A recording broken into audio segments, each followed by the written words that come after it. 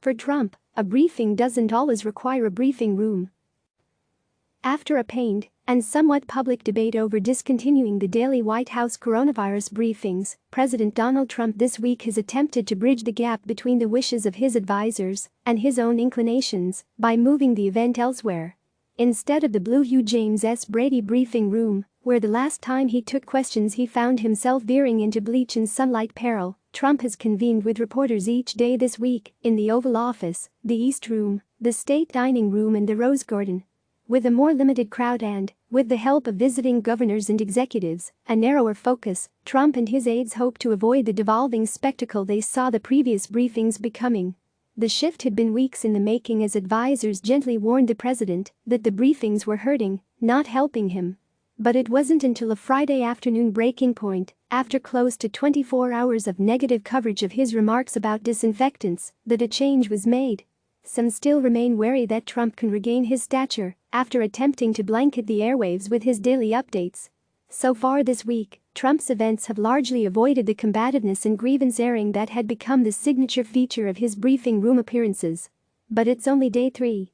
Initially conceived as a venue to harness a rapt public and convey a sense of executive authority, the daily briefings from the White House press room had become an internal flashpoint for an administration struggling to contain the pandemic.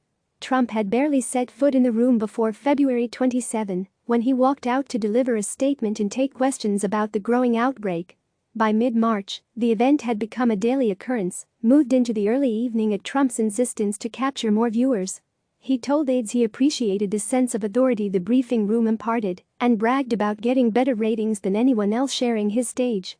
But as time went on, Trump, whose tone in the briefings veered wildly from day to day, and even within single sessions, found himself looking less like an even-keeled wartime leader and more like the mercurial brawler he'd never really attempted to suppress after becoming president.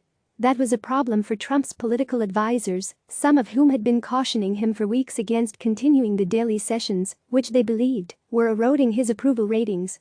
Last Wednesday, Trump's campaign manager Brad Parscale and several other top political advisors briefed him on internal campaign and Republican National Committee data showing the president was heading for defeat in key battleground states. Parscale, RNC chairwoman Ronna McDaniel, and other advisors urged him to scale back his daily news conferences, pointing to data showing they were hurting him with critical swing voters. Trump wasn't convinced, people familiar with the matter said, pointing instead to other factors like his reduced travel schedule and negative media coverage. A day later, the disinfectant episode unfolded, a briefing room nadir for the president, who spent the next several days fuming about how the incident was covered, and, in a phone call first reported by CNN, berating Parscale for his political predicament. The episode also led to a contentious senior staff meeting Friday morning, where West Wing aides faulted the vice president's office for inviting a senior Department of Homeland Security official to the briefing without running his presentation by the rest of the team first. The official had presented at the task force meeting the day before, though Trump was not there.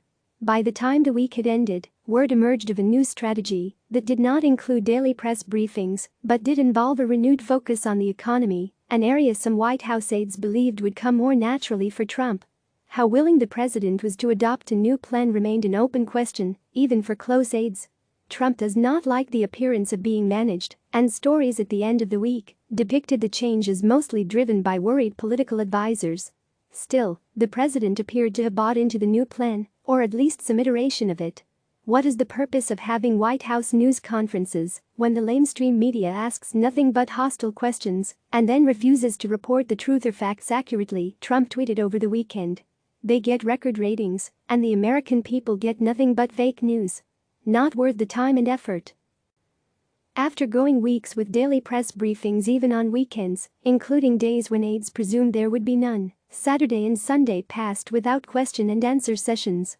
But as the week began, some confusion over the new state of play was evident.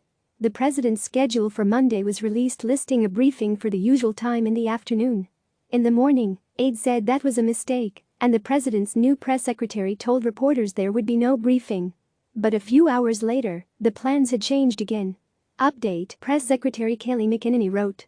The White House has additional testing guidance and other announcements about safely opening up America again. President Trump will brief the nation.